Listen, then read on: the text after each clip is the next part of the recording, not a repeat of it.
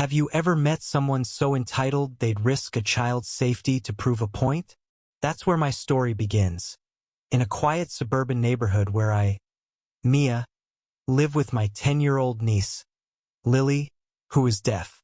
Lily is a bright, curious girl who communicates through sign language, her hands dancing with stories.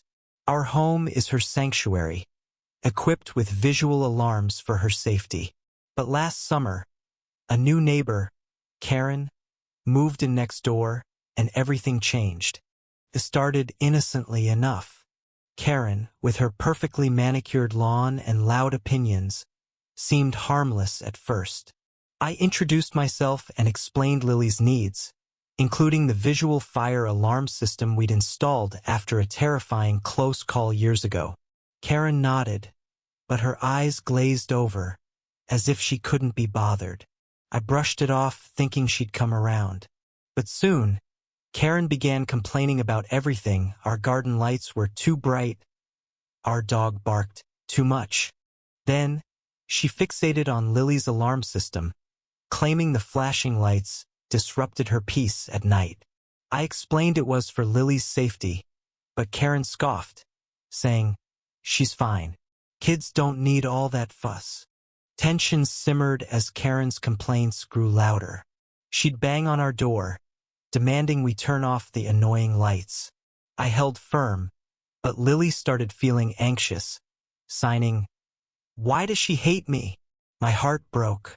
Then, one sweltering July day, Karen crossed a line. I was at work when Lily texted me. Frantic, Karen had confronted her while she was playing outside, telling her the alarms were stupid and she'd report us to the HOA.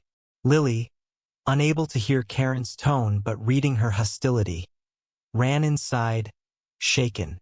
I rushed home, furious, but Karen was already back in her house, blasting her TV.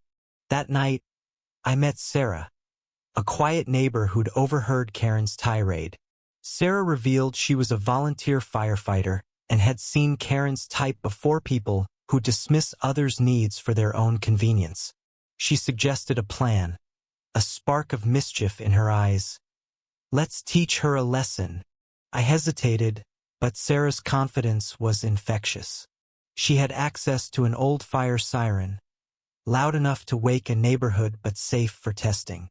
"If Karen thinks alarms are a nuisance, let's show her what a real one feels like," she said. The next evening, Karen threw a loud backyard party, her laughter echoing as she ignored our pleas to respect Lily's space.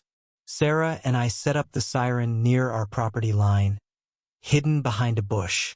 As Karen's party hit its peak, she strutted over, demanding we stop those ridiculous lights. I signed to Lily to stay calm, then nodded to Sarah. She flipped the switch.